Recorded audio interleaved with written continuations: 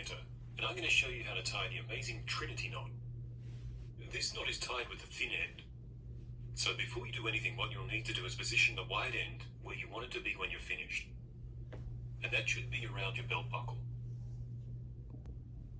This is my right hand, and this is my left hand. This video is mirrored to make it easier to follow. I'm going to take the wide end and pinch it to make a little dimple here. Now I'm going to cross each end over. The thin end goes on top. With my right hand, I'm going to take the thin end and thread it up through this opening here, between the tie and my neck. I'm going to call that the neck hole. Grab it on the other side and pull it through. Now with the thin end still in my right hand, I'm going to take it around the back and grab it with my other hand.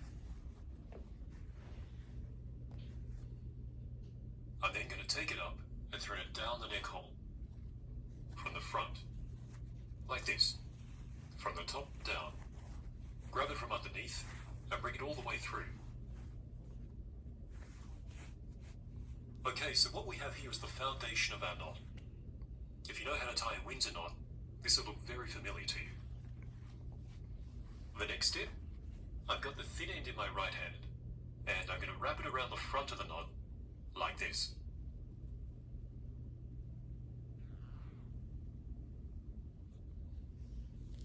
I'm going to thread it around the back, and up through the neck hole, and bring it all the way through. Now, notice what I've just done. I've created a loop just here. What I'm going to do is thread the thin end down through that loop, grab it from underneath, and bring it out through the bottom. And in doing that, I've just created a second loop up the top here. So I've got two loops, one down the bottom and one up top. Try to keep them loose. Don't tighten them up just yet, because we're going to use this little tunnel here in a moment. What I'm going to do is take the thin end around the back, like this,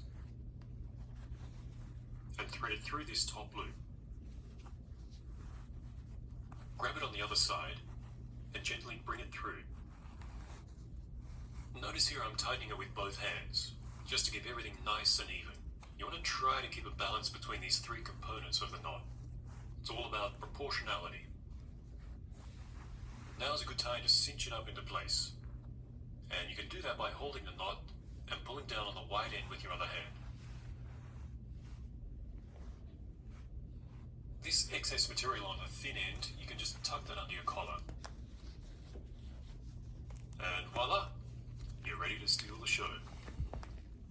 Now there is another necktie knot that's also super eye-catching. That'll have heads turning the moment you enter the room. The video that's on screen now will guide you through how to make that happen.